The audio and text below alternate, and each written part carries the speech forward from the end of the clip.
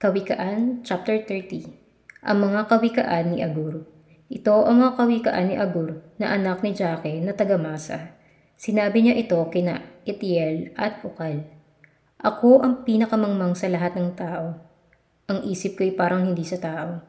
Hindi ako natuto ng karunungan na tungkol naman sa Diyos ay wala akong nalalaman. May tao bang nakakakyat sa langit at bumababa sa mundo? May tao bang nakadakot ng hangin sa kanyang mga kamay o kaya ay nakabalot ng tubig sa kanyang damit? May tao bang nakapaglagay ng hangganan sa mundo? Kung may kilala ka, sabihin mo sa akin ang kanyang pangalan at ang pangalan ng kanyang anak.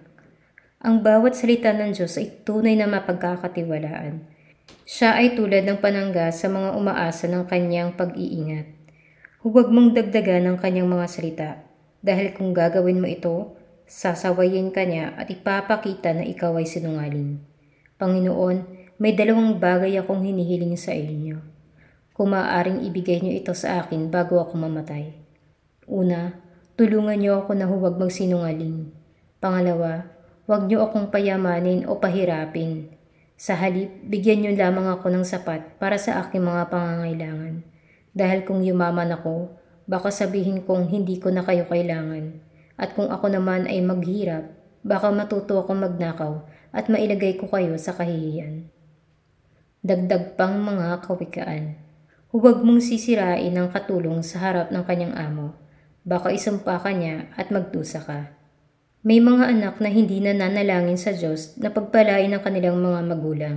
Sa halip, sinusumpa nila sila. May mga tao na ang tingin sa sarili ay tunay na perpekto, ngunit ang totoo, ang buhay nila ay madumi. May mga tao mapagmataas na kung tumingin akala mo kung sino.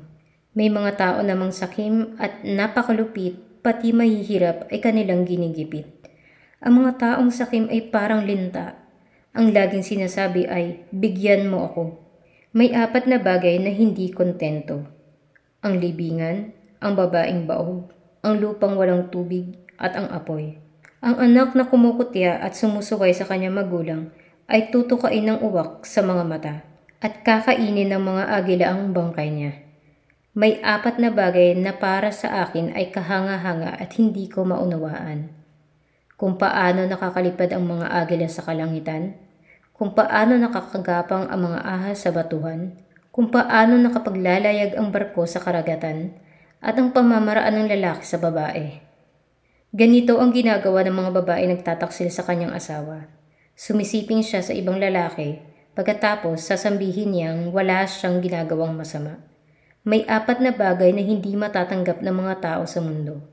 Ang aliping naging hari, ang mangmang na sagana sa pagkain, ang babaeng masungit na nakapag-asawa, at ang babaeng alipin na pumalit sa kanyang amo. May apat na hayop dito sa mundo na maliliit, ngunit may pambihirang kaisipan. Ang mga langgam, kahit mahina, nag-iipon sila ng pagkain kung tag-araw. Ang mga badger, kahit mahihina sila, nakakagawa sila ng kanilang tirahan sa mabatong lugar. Ang mga balang, kahit walang namumuno, maayos na lumilipad ng sama-sama. Ang mga butiki, kahit madaling hulihin ng kamay, matatagpuan kahit sa palasyo ng hari. May apat na nilalang na akala mo kung sino kapag lumakad. Ang leyon, pinakamatapang sa lahat ng hayop at walang kinakatakutan. Ang tandang, ang lalaking kambing, at ang haring nangunguna sa kanyang mga kawal. Kung sa kahangalan mo'y nagmamayabang ka at nagbabalak ng masama, tigilan mo na yan. Hindi ba kapag hinalo ng hinalo ang malapot na gatas ay magiging mantikilya? Hindi ba kapag sinuntok mo ang ilong ng isang tao ay magdurugo ito? Kaya kapag ginalit mo ang tao, tiyak na magkakaroon ng gulo.